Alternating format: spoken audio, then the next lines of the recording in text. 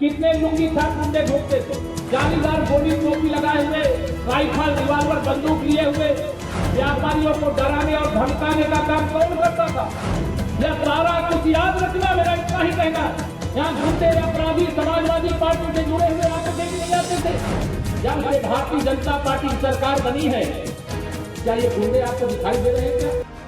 UP सरकार में deputy CM Keshav Prasad Maurya ने अभी कुछ दिन पहले ही बीजेपी की चुनावी भावनाओं को उफान पर पहुंचाया था। अभी कुछ दिन पहले ही तो यूपी की सियासत ये कहकर लहरें पैदा कर दी।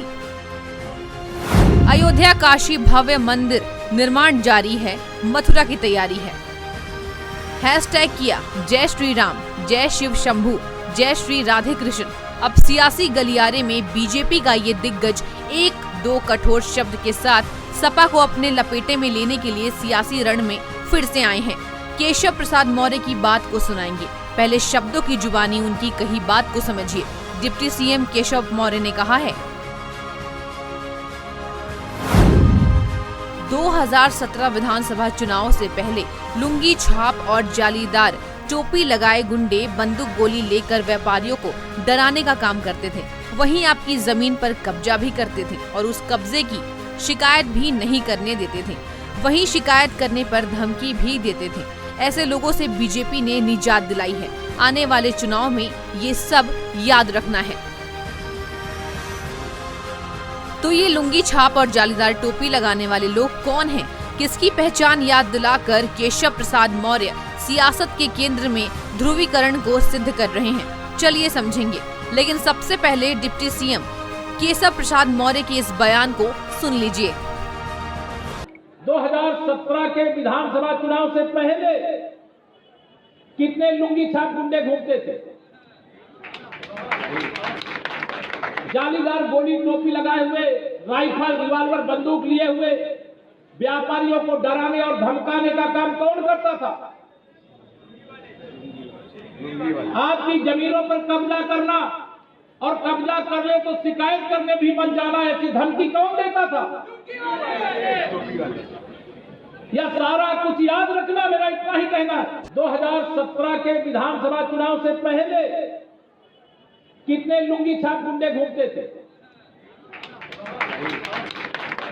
जालीदार गोली टोपी लगाए हुए, राइफल रिवाल्वर बंदूक लिए हुए व्यापारियों को डराने और धमकाने का काम कौन करता था? आपकी जमीनों पर कब्जा करना और कब्जा कर ले तो शिकायत करने भी बन जाना, ऐसी धमकी कौन देता था? यह सारा कुछ याद रखना, मेरा इतना ही कहना। मैं कोई ऐसी बात नहीं कर रहा हूं जो कोई ऐसी बात नहीं हुई होगी।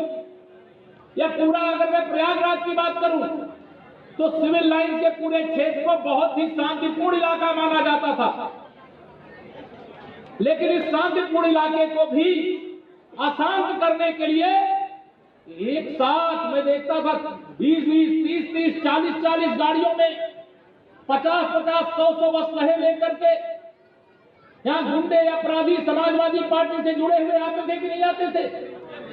पूरे कमिश्नरी से जुड़े हुए जिस भी बाजार से संबंधित आप होंगे, आप बताइए गुंडे गुंडागर्दी दिखाते थे कि नहीं दिखाते थे? जब से भारतीय जनता पार्टी की सरकार बनी है, क्या ये गुंडे आपको दिखाई दे रहे हैं क्या? सही बात बताना, दिखाई दे रहे हैं क्या? तो क्या मान लिया जाए, बीजेपी ने छोटे दलों से गठबंधन के अलावा अपनी सियासत में अब केमिस्ट्री की राजनीति भी एंट्री करवा दी है, जिसमें सीधे जनता के एक वर्ग में लुंगी छाप और जालीदार टोपी की डरावनी तस्वीर बना रही है। बहरहाल सियासत में आरोप प्रत्यारोप, वार पलटवार का दौर अक्सर पार्टियां, नेता एक दूसरे पर करते आए हैं, लेकिन एक मंझे हुए नेता से ये उम्मीद की जाती है वो अपने बोल में ऐसे शब्दों की सभ्यता को तवज्जो दे जिससे सामाजिक समरसता समाज में बनी रहे। न्यूज़ डेस्क, समाचार प्लस।